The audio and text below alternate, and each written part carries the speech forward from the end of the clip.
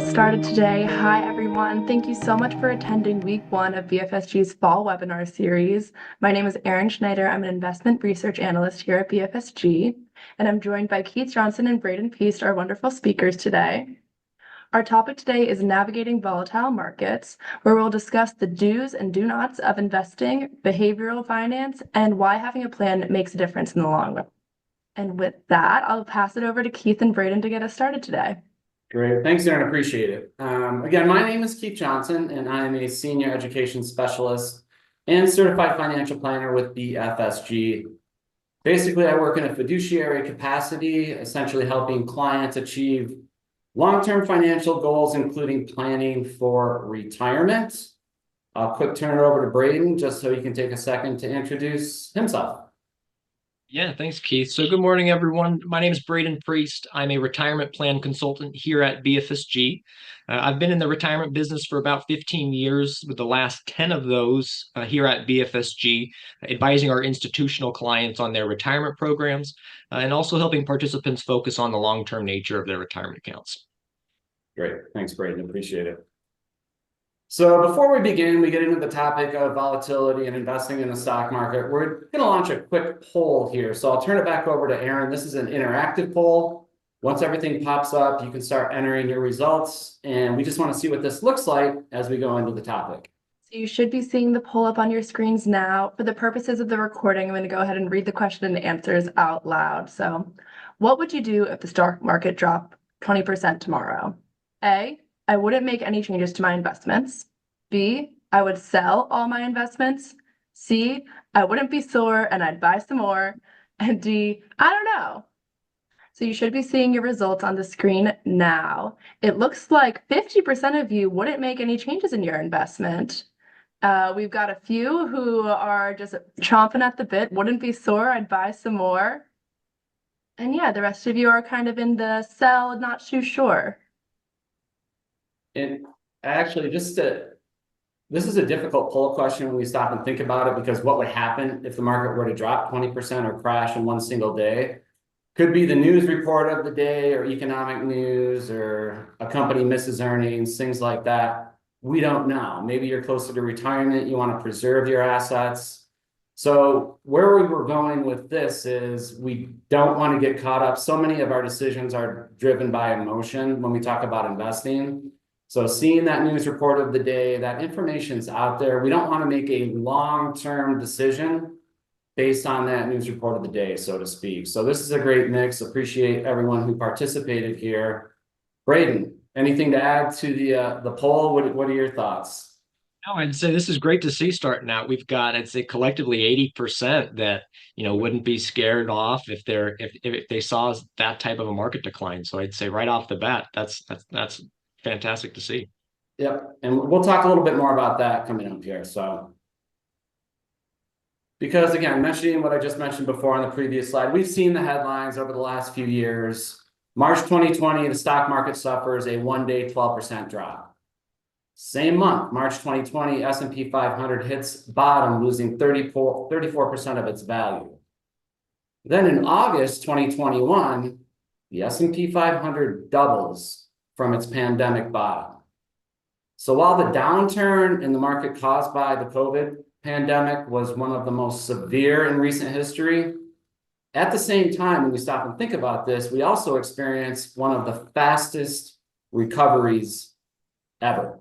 And now, even till this day, Russia, Ukraine, rising interest rates, inflation, we hear it every single day. The doom and gloom is again weighing on the stock market. So when's this going to end? Nobody knows. With that being said, I work with so many folks who ask me whether or not it makes sense to jump out of the market until it is safe to get back in. So when you stop and think about it, you ask that question, what you're trying to do is essentially time the market. Nobody can predict the future. Unless, Braden, do you have your genie lamp that you can tell us what's going to happen in the future here? I wish. So it's all about focusing on what you can control, like diversifying your portfolio. So we'll talk quite a bit about that. Investing for the long term, and then saving as much as you can. And most importantly, we need to keep in mind that volatility, this is a very normal part of investing in the stock market and the stock market cycle. So prior to this recent volatility in the markets that began a few years ago, at the onset of the pandemic, we were in the midst of one of the longest bull runs in the history of the stock market. So as the markets climbed over the last decade, 10 plus years actually, investors' risk tolerance for investing, it really didn't matter, because for many of us, it felt like the markets, they were just going to keep going up and up and up. Technically speaking, over the last 200 years, the markets have gone up, but not without these periods of volatility like we're seeing right now. Again, as I had mentioned on the previous slide, volatility is a normal part of investing, whether you're working or in retirement. It's more important to think about the results of investing, outpacing inflation and taxes and things like that. So we'll drill down a little bit more on this as well. The bottom line, when we talk about investing, we just need to keep calm. So in a study of 51 crises since 1900, what happens? The markets don't like uncertainty. So the stock market would fall immediately and lose on average about 6.7%. Then 6 months later, what happens? The markets were higher on average by about 8.9, almost 9% on average. The unfortunate reality is for many individual investors, it's difficult to stay calm when we're in the middle of a crisis. So if you're someone, and this has happened with a lot of folks that I work with, if you're someone, you've hit the panic button and sold during a market downturn, maybe you're not invested in a diversified portfolio based on your risk tolerance for investing. And I know many of you on this call, you've probably heard this before, but it's a really important component when we talk about building a portfolio. Okay, so we talked a little bit about diversifying. Why is that so important? Here's a chart stemming back to the year 2009 through the end of 2023. There's a little bit of data in for 2024. So each one of these shades represent a given investment style or asset class. They're ranked from top performing to worst year over year. So as you can see, there's frequent change in leadership. There's no trend or rhyme or reason as to how these asset classes perform. So take, for example, the year 2017. So in 2017, emerging markets happened to be the #1 performer. If we fast forward to the year 2018, what happens? Emerging markets go from what? First to worst. So no one can say which asset class will be the #1 performer next year. That's why it's so important to diversify your account across all the different asset classes, or basically not put all your eggs in one basket.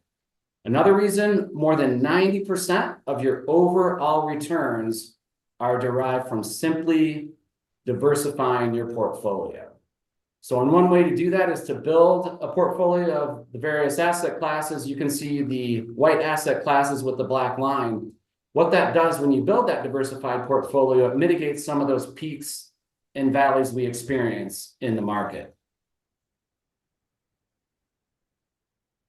So next, we shouldn't be asking whether or not stocks are undervalued or if this is a good time to buy or sell. What we should be thinking in terms of is how much can I lose before you begin to deviate from your overall retirement plan. So that really begins with understanding your risk tolerance for investing and ensuring that you're going to be able to weather the ups and downs that come with investing, as we just saw on the previous slide. Also, if we can just simply take a step back and distinguish between what you cannot control, like the markets or the economy, interest rates, and so on and so forth, versus what you can control, like how much are you saving?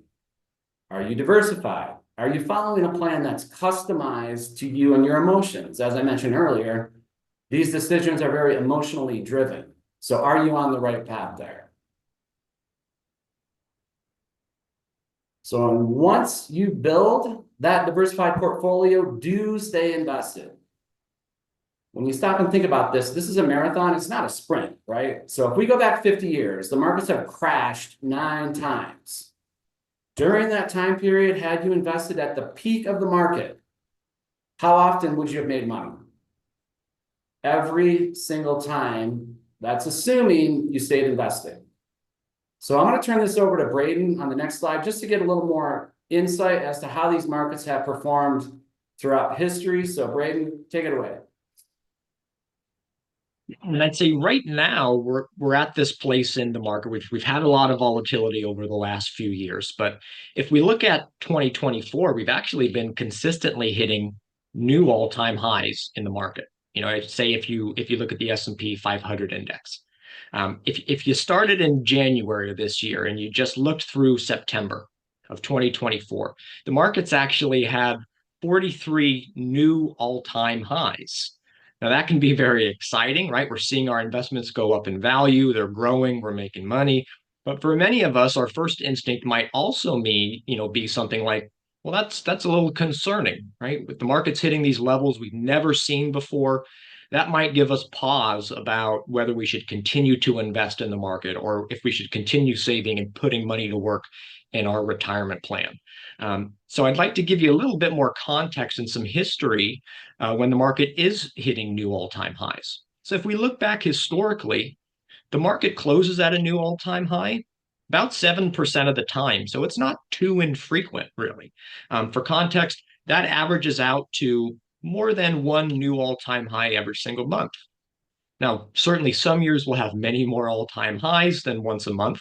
Some years may have none. It's certainly not always easy to deal with the volatility in the market in between those highs. But again, if it were easy and we were guaranteed that new fresh market high every single month, everyone would do it, right? And there wouldn't be any risk there. And those longer term higher returns that we've historically received from the stock market would really cease to exist, right? It's that very uncertainty, it's that volatility. That's really the price that we pay for those attractive long-term returns. They go hand in hand. There's no free lunch there. Now, with that said, when we look forward at how the markets tended to perform over, say, a 1, 3, a 5-year period, starting from a market high, it's actually pretty good. Performance has actually been slightly better than when investing when the market is not at an all-time high. And that can be a little bit counterintuitive, but markets tend to trend higher over time. Companies innovate, they become more productive, our economy grows. And all-time highs, they often occur when the economy is growing and unemployment is low and corporate profits are hitting records.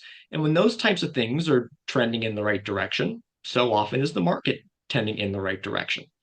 So that's not to say that the market can't or it won't decline from here. It certainly could. I wouldn't be one bit surprised if it did. But I think the takeaway here is sticking to your plan and staying the course, even when the market may be hitting new records. Just because the market is continuing to move higher and hit these records, I would say that's not a reason to deviate from your long-term plan.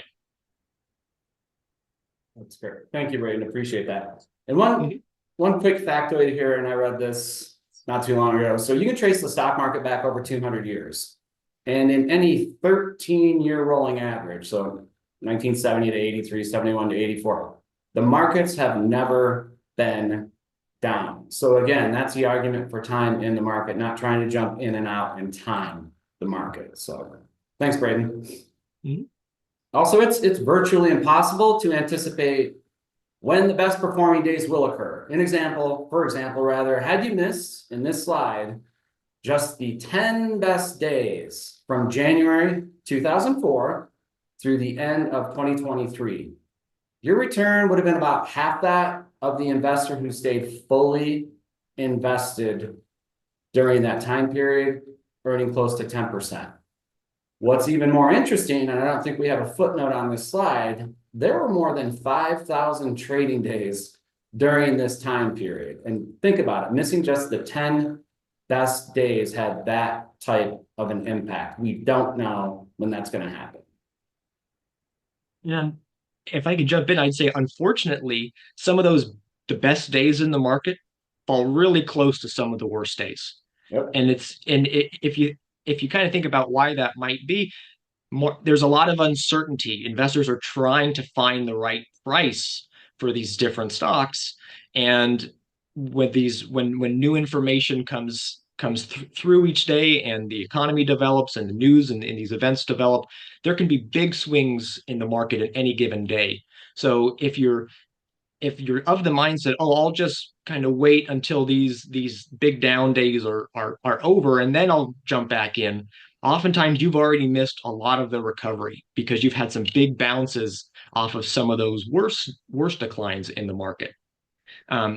And another thing I would say is, just in terms of timing the market, I always say, even if you had perfect foresight, if you could see the future and you knew how the US economy was going to perform, and what global growth might be, and what interest rates were going to do, and how unemployment was going to evolve. And you could even predict things like natural disasters or pandemics. You'd still need to know how millions of investors in the US, internationally, how they would view those investments in terms of their market impact, and how all of those millions of investors would collectively react in real time. And that's an impossible feat, to really illustrate that point. If you go back to 2020, the beginning of the year 2020, and you had $100,000 invested in the market, by April of 2020, your $100,000 was only worth 67,000. The S&P 500 lost a third of its value in just a few weeks' time due to the market decline over the beginning of the COVID-19 pandemic. But had you just stayed the course, you didn't change anything, and you just continued to stay invested, that original $100,000, even though it declined to 67,000 by April, by the end of the year was up over $118,000. You actually would have been up about 18% throughout the full course of the year. But you would have had to sit through that big drawdown. You would have had to sit through some of that pain of seeing your account lose a third of its value in order to get that 18% gain. So really just goes to show you that trying to time these big market moves, it's really an impossible game over time. It's just not something that's realistic. No. And if I knew when that was going to happen, I would be on my own little island somewhere, just holed up, vacationing 24/7, right? So nobody knows. That's the moral here, I guess. And actually, I think Mark Twain and Peter Lynch put it best here. So October, this is one of the exceptionally dangerous months to speculate in stocks. The other months are July, January, September, April, November, May. We kind of get the point here that volatility is a normal part of the market. And then Peter Lynch had this to say: far more money has been lost by investors trying to anticipate correction than has been lost in all corrections combined. Again, it's about time in the market, not trying to time or jump in and out of the market. That will help you achieve those long-term goals. And we just had a quick clarifying question come in on that. So when you say the best days of the market, do you mean that you weren't invested at all, or you invested later past those best days? We assume some people would be invested partially, or is it all or nothing? That Braden, you can piggyback off this, but the way that chart's set up, that's an all or nothing thing. So it's basically someone panics, pushes the panic button and then says, I'm out, right? And that's counterintuitive. The markets are efficient. As the individual investor, and I know, Braden, you have more knowledge of this, but consistently underperform, right? The institutions based on their decisions. Would that be accurate to say? Sure. And even many of the institutions underperform just broader indexes because they're trying to make those timing decisions.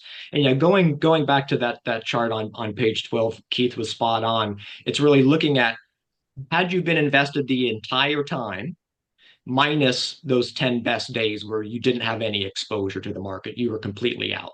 So that's how to kind of look at that. Yeah. So that had you totally missed those days. So that's kind of where that is there. Yep. Thank you. Perfect. So again, I think we've talked quite a bit about this volatility being a normal part of the stock market cycle. So how much should you have invested in the market? I get that question all the time when I'm doing individual appointments. This is a bit of a balancing act. Yes, you will probably want to gradually lower your risk as you near and enter retirement. Why is that? because you're going to have less time to recover from losses, and that's really important. But you probably need to take some risk just to outpace inflation in taxes. Those are two of the primary reasons we invest in the stock market. And this is a pretty amazing thought here. So it's important to realize you could spend more years in retirement than working. So for a lot of folks, almost upwards of 50%, retirement's unexpected. You may think you want to work to age 65. You might be retired at 60. So we don't know what's going to happen there. But bottom line, going back to inflation and taxes, not outpacing inflation and taxes could, and most likely will, increase your chance of running out of money. So when we talk about wealth in this country, more than 70% of the wealth in this country is controlled by the baby boomers. Their number one concern is running out of money in retirement. So that's really important to account for, looking at everything holistically over the long term. Okay, so I think by now, during this short presentation, we understand it's important to, number one, own a diversified portfolio. Number two, take that long-term perspective when it comes to investing. The third thing we control is monitoring and rebalancing our portfolios as the markets experience this volatility. This is important to ensure we always stay within our tolerance, that risk tolerance for investing. So just to drill down on this a little bit more, I will turn it back over to Braden. Yeah, and I'd say first off, unfortunately, I see many people often revisit how much risk they're willing to take in their portfolio after the market has declined 20 or 30%. And they realized, oh, I was over my skis a little bit. I was taking on too much risk. I was too invested in the market versus what I was comfortable with. And unfortunately, that's not the time to do it. We should all be comfortable with the amount of market exposure we have in our accounts prior to a market decline, so that we have a much better chance of staying the course when that volatility does arrive. And I guarantee you it will arrive eventually. It's just a matter of time. So, I'd say now is a great time with the market at these all-time highs. We've seen stocks run up quite a bit. So to illustrate that, an example for you, let's say you've determined that the appropriate amount of stocks for you to own in your account, your market exposure is 70%. And with the other part of your account, you're 30% in bonds and fixed income. So you've got a 70-30 split. Well, say by the end of the year, stocks did so well and they rose by so much now that stocks make up 80% of your portfolio. Well, that's great, right? Your stocks performed well, your account went up in value. But what it also means is that now the amount of risk you're taking is higher than it should be. If 70% was the right amount for you, and now you're at 80%, you're overexposed to that market risk. So view that as an opportunity to rebalance back to the appropriate level. Sell 10% of your stock exposure, bring that 80% down to 70, and add 10% to your bonds, bring that 20% up to that target weight of 30. Now you're back to that appropriate level of risk for you that you started with, that 70%, 30% split. And most of the time, your retirement plan provider, if you're investing in your employer's 401k or 403b or 457 plan, most of the time your provider has an option for you to select, which can do this automatically for you. It's essentially just a button that you can click that says, hey, rebalance my account with some frequency. Maybe it's quarterly or semi-annually or annually. But if you can turn on that automatic rebalancing, that's a great behavioral kind of cheat code for you to make sure that you're never too far away from the appropriate allocation for yourself. Yeah, and what you're doing here, and that's a great point, Braden, whether it's a like target date type fund or auto rebalance inside of an employer sponsored plan, to try to do this on your own. Why this is so difficult is because what you're doing is you're taking winners that have done well and selling them to essentially buy losers. And that is very difficult to do on your own. So to take that emotion out of it again, you can set it on autopilot through a lot of company plans. So great point. Yeah. When do you And so to, suggest, sorry, yep, not to interrupt, we had a question go come ahead. in. How often would you suggest rebalancing your portfolio? Would it be end of every year, semi-annually, quarterly? Is there a rhyme or reason? I don't think you can go wrong with either of those three. I'd say quarterly, semi-annually, or annually. I wouldn't let it go any longer than annually. But what the research shows is that either of those time frames, depending on the beginning and end points, when you look at the research, they all kind of net you out at the same place. They're all beneficial for you. It's just deciding to actually go and rebalance that's really the key. So I'd say it's less important the frequency. I'd say if you're quarterly, semi-annually, annually, you're in the right spot. I wouldn't let it go longer than annually though. Yeah, I agree. So if we can try to tie all this together, and again, Keith already mentioned some of these, but there's a really three tips that I'd like to leave you with here today. The first is building that diversified portfolio that's based on your specific risk tolerance. And again, remember, the time to determine your risk tolerance is not after the market's already fallen, right? You should have that determined today so that you're ready for that next bout of market volatility and that you don't kind of bail from your long-term plan because you might have too much risk in your portfolio. And I also be honest with yourself. If you want to make sure that you're able to sleep at night, that you're comfortable with your position. So that's an honest exercise in really trying to determine what your true risk tolerance is. Second is maintaining that long-term perspective. Keith talked about some of the long-term periods of market performance. The longer your time horizon, the better you've done historically. So take that long-term perspective of your savings goals, stick to your plan. It can be very easy to waver, jump ship in the short term, but it's really staying the course that will help you reach your retirement goals in the long term. And then third, keep your eye on your portfolio. Make sure that you're rebalancing on some sort of regular periodic basis so that you don't find yourself with an overly risky portfolio. Many of us might have, because the markets have done so well the last couple of years, we might have a little bit more market exposure than we should. Let's again revisit our risk tolerance, make sure that we've got the appropriate allocation. And if we're a little over our skis, let's rebalance back to something that's a bit more appropriate. And then lastly, I'd just say, remember that while the investing part is very important, we spent a lot of time talking about the investments in the markets today. Savings, your savings and your contributions to your retirement accounts and your IRAs and your investment accounts. It's the savings that's really that key driver of a successful retirement over time. All of the research really shows that the biggest determining factor of whether or not you have that successful retirement is how much did you save in the first place. And we've never heard. We work with a lot of clients, a lot of individuals saving for their retirements. We've never heard anyone hit their first year of retirement and say, "Wow, I really wish I would have saved less." It's just not something that we've ever heard, right?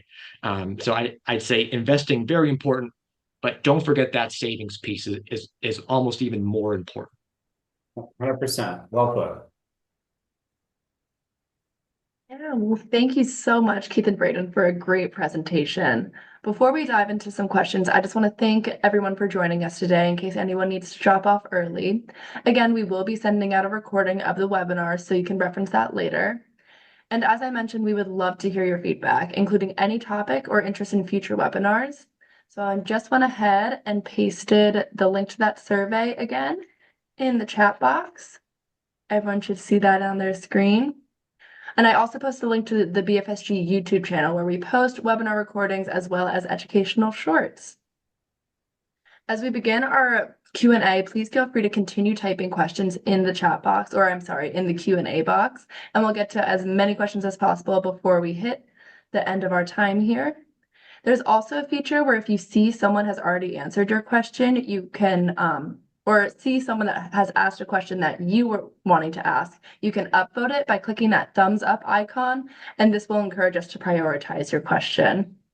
And if we're unable to reach any of your questions before our time runs out, please feel free to reach out to us directly. You see the phone and email on the screen here. So for one of our first questions, do you recommend crypto as part of a diversified portfolio, or should you just focus on the stock market? This sounds like a Braden question.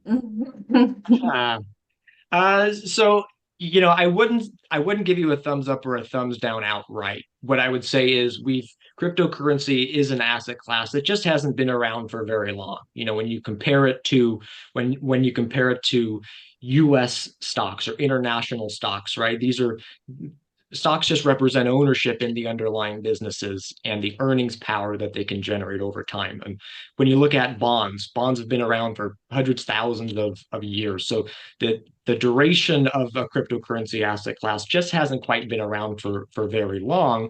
It's also quite volatile. So I would say as part of your long-term asset allocation, if it's something that you want to incorporate, I would tend to focus on minimizing um, its size within your portfolio. If it and really focusing on those kind of more established, broader asset classes that are kind of more traditional in nature. It doesn't mean that you can incorporate cryptocurrencies into your allocation, but I would say don't have that be an outsized position. I'd say it just doesn't have the history, going, hundreds, thousands of years of kind of a proof behind it, and it can be very, very volatile in the short term. Right. And I think BFSG is a company when we develop wealth management strategies. We're not currently recognizing that as an asset class. That's something that's carved out to Braden's point. You want to speculate a little bit, that's where we are right now. And that can totally change in the future, but the history, to Braden's point, is not there yet. Thank you both. And now, what would you suggest for those either 5 years from retirement or just starting retirement? What should the balance of their portfolio be? Obviously, they're not going to want as much exposure in the stock market. Is there some sort of balance that's kind of one size fits all for this kind of period? Here's a great rule of thumb on that for everyone on this call. It's not necessarily 5 years or less away from retirement. Will you be taking distributions from that account? So there's a lot that plays into it.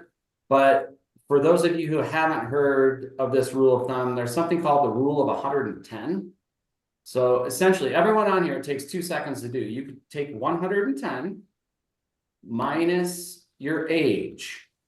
And then whatever number you come up with, that's approximately how much you should have invested in the stock market. And there is a ton of math and science behind this rule of thumb. But again, at the same time, it's just a rule of thumb because everyone's situation is different. So that's something I would start with. And again, as Aaron mentioned, we're here as a resource for you. That's why we're leaving our contact information up. If you ever want to talk one-on-one, we're here for you. Yeah, I guess if I would add anything to that, I would say, as you're, and Keith sort of mentioned it, but it's not just determinant on your age. It's determined on when you think you might need the money. When do you plan on withdrawing from that account? And that will factor into some of those decisions as well in terms of how much market exposure to have. And one thing that I always, counsel folks on is there is no eliminating risk in terms of your retirement portfolio when you're investing. You're just focusing or trading one risk for another, right? The stock market has tended to be much more volatile in the short term, but has tended over the long term to do much better job than, say, bonds or cash of outpacing inflation and actually growing your purchasing power over time. So you're trading that short-term market volatility, that market risk, and you're sort of outpacing historically, you have a better chance of growing your purchasing power over time. You could say very kind of the opposite side of that for bonds. If you're more in bonds, fixed income, cash, yeah, you don't have that volatility and that market risk. But as Keith mentioned earlier, you've got inflation that's eating away at your returns all the time. You've got taxes, and those are just new risks that you're trading off for not having quite as much market risk, because bonds haven't quite done and cash haven't done as well as markets have over the long term of outpacing inflation and growing your purchasing power. So it's a delicate kind of balancing act, I would say. And there is no eliminating these risks. You're just managing them. You're trading sort of one for another across time. Yep. Great. We have a few questions here surrounding advisory services. The first one, is there any sort of average that one should expect when receiving a financial planner or advisory services? And if so, or if there's not an average, do you have any suggestions on how to negotiate fees? This person feels like their planner is charging too much for his fees. Well, to back that up a little bit, actually, if you're in the market for looking for a financial planner, I would highly recommend going to letsmakeaplan.org. So what you want to look for initially is someone who is, I'm a certified financial planner. That makes me a fiduciary. So by law, it's every client's best interest that come first. And that site will have a whole list of certified financial planners there. Some questions to ask. Number one would be, what do you charge? I mean, the average fee in the industry for ongoing investment management is probably around 1% of assets under management. If you're looking to get a financial plan done, a basic financial plan, and again, this is 30,000 foot view, might be $2,500 and go up from there. So it really, depending on your situation, if it's incredibly complex, it will be more, obviously. If it's a little less complex, maybe not so much, but those would be the averages there. And it's okay to ask the advisor, how are you getting paid? What are you charging me? And then compare that to the services they're offering at the same time. So that's a great question. And to piggyback off of that, someone has seen that their financial institution is offering robo-advisors for advisory services. What are your opinions on robo-advisors, specifically their auto rebalancing abilities? Brady, you want to take this one or?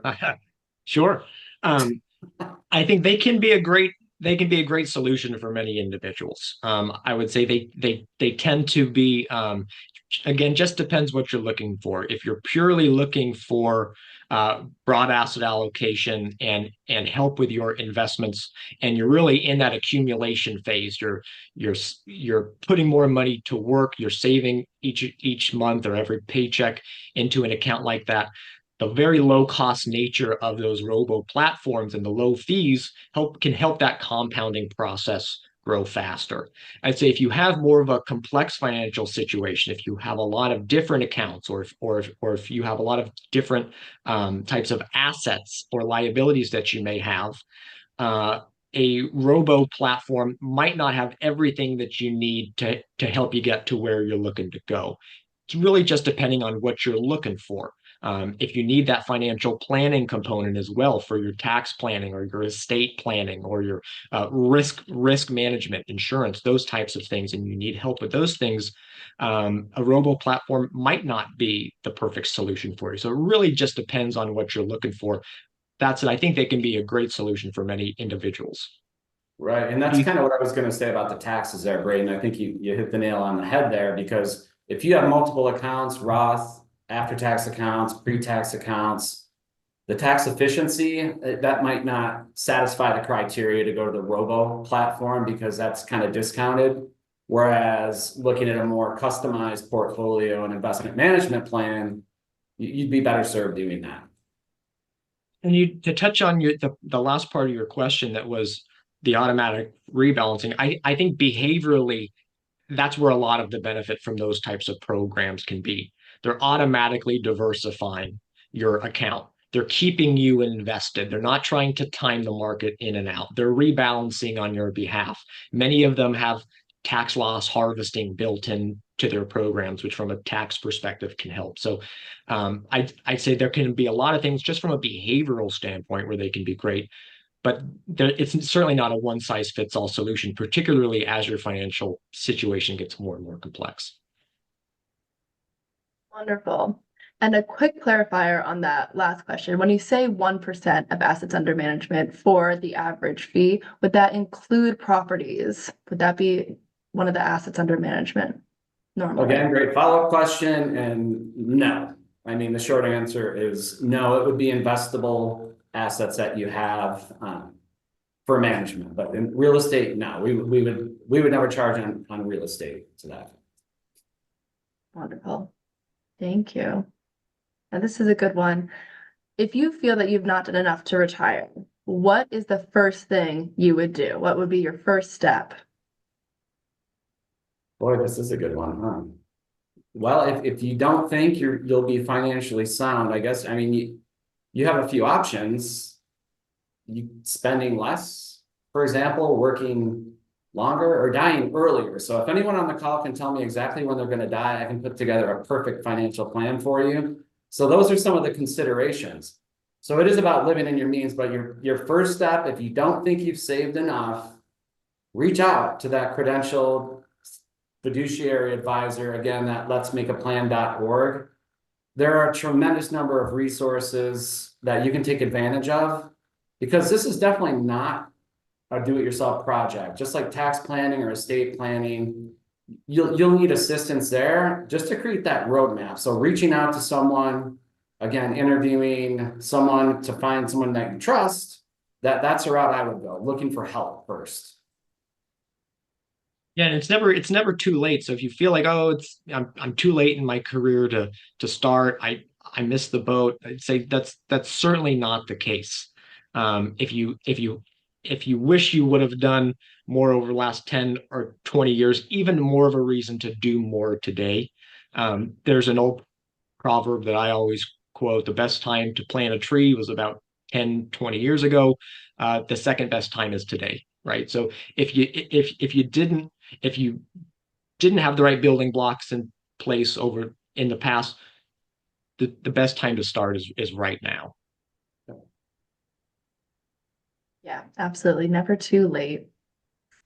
Now, for those looking to get paid dividends from a stock, what is the best option that they could get, or best mutual fund to get dividends from?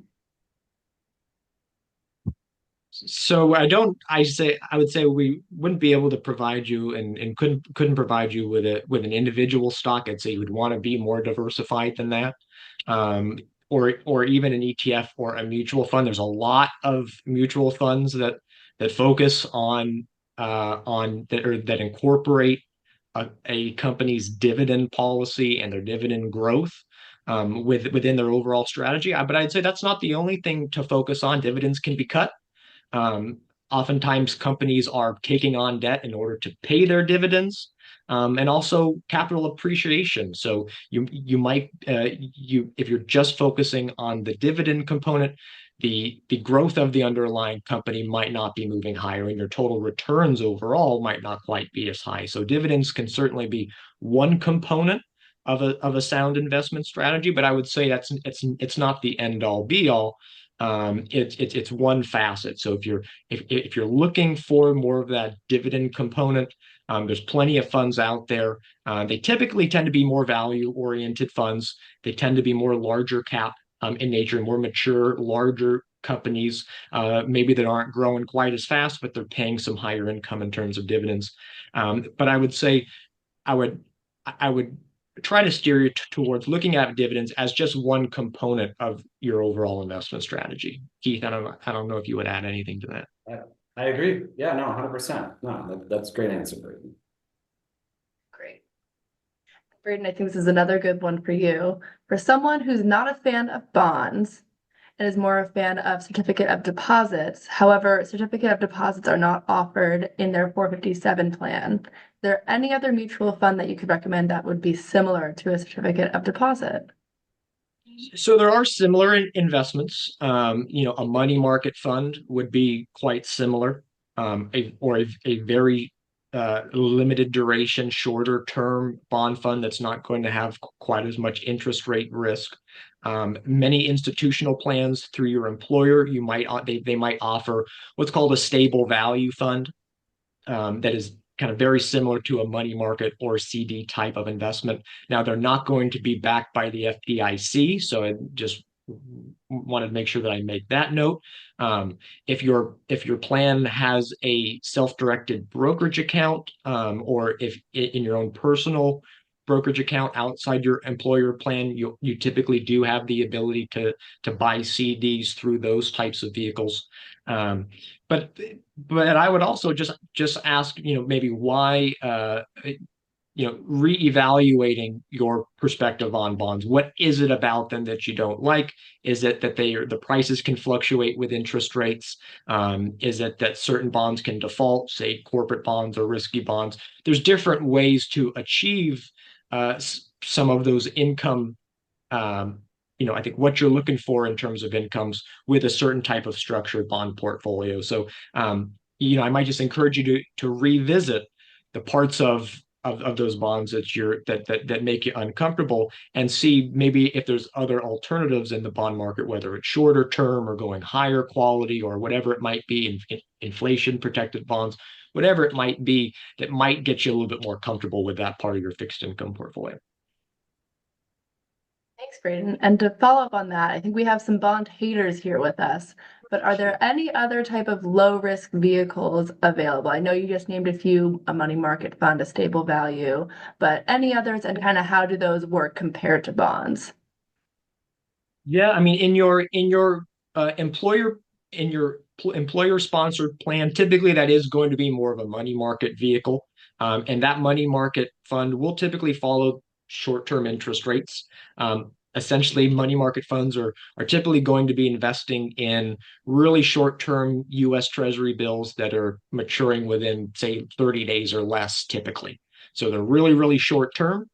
And the Federal Reserve, when they're controlling and changing interest rate policy, as they move interest rates up, money market fund rates tend to float up. As they cut rates and move rates down, as they just did last month, you'll start to see money market rates come down, and they will adjust pretty quickly because the holdings are such short term and they're maturing so quickly. But there's also short term bond funds or limited duration bond funds that I mentioned. If you don't want intermediate or longer term bonds, there's still ways to generate some of the income from your bond portfolio, maybe without taking quite as much interest rate risk, if that's something that you might be concerned about. Great. And sticking to this theme of investment vehicles, someone is asking, what are REITs, or real estate investment trusts? How do those work? Do you recommend them in a balanced portfolio? Just a quick overview, if you don't mind. Sure. So a REIT is a real estate investment trust. It's essentially going to be a fund that is investing in underlying real estate companies. So there's all different kinds of REITs. There can be residential, commercial, data centers, healthcare. Oftentimes, a REIT that you might see in your employer plan is typically going to be more of a diversified REIT that's investing across a number of different types of real estate companies.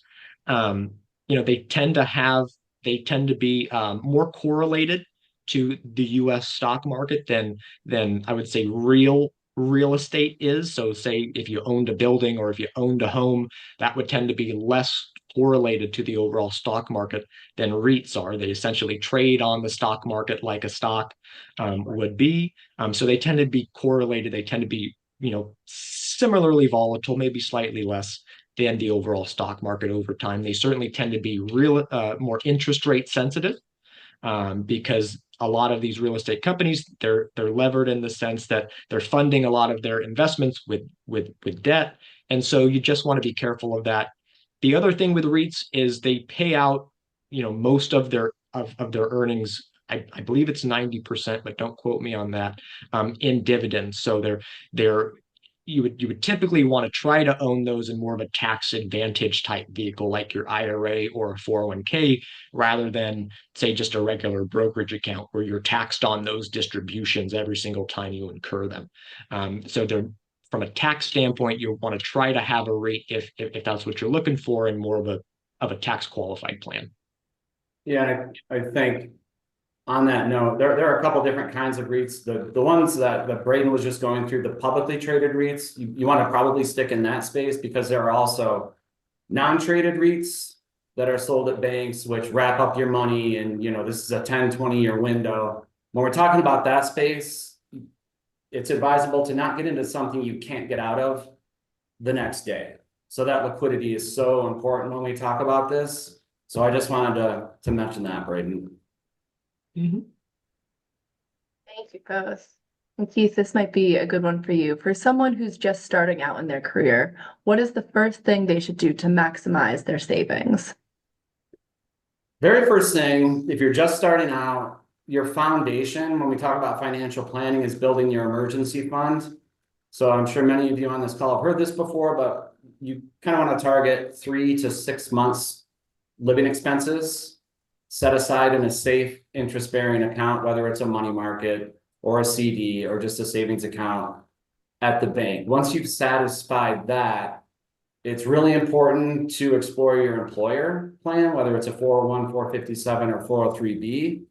At a bare minimum, once you're eligible, if your employer offers a matching contribution, you might want to consider, once that emergency fund is satisfied, to contribute at least the amount that would give you the maximum employer contribution into your retirement plan there, and then kind of build on that until you get to a point where you can start saving more and more inside of that plan.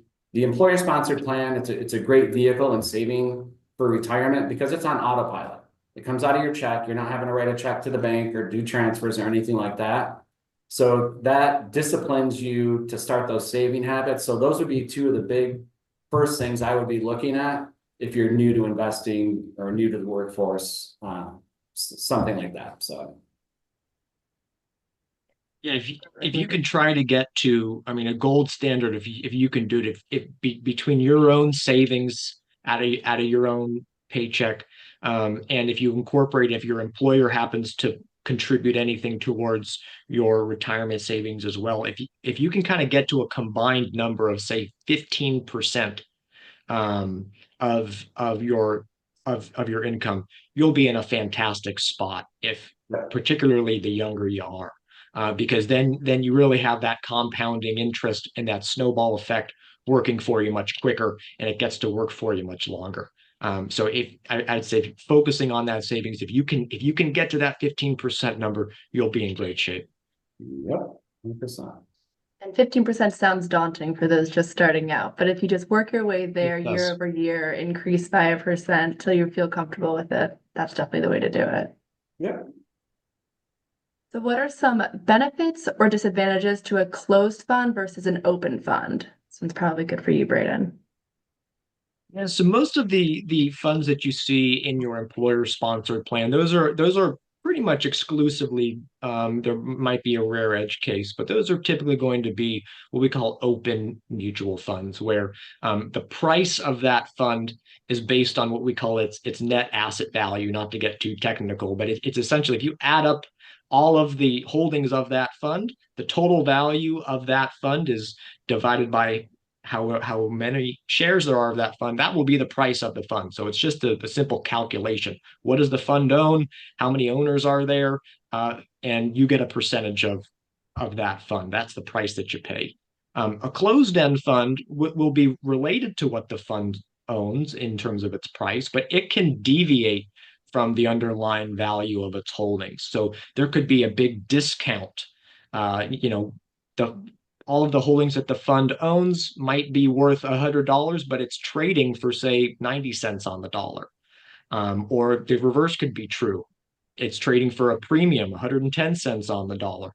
And so one of the things that you want to take into consideration if you're going to go the closed end route, is your liquidity, right? What you don't want to be is forced into a situation where you need to liquidate that position when the fund is, say, trading at a discount to what the value of that fund is worth, and those discounts can linger. They can continue for a long time. So I would say if I've seen folks that have strategies or that just say, hey, I'm gonna go buy this closed end fund because it's trading at a 10% discount to what it's actually worth. Well, that 10% discount can perpetuate for a long, long time. That gap doesn't necessarily have to close, and that gap can get wider.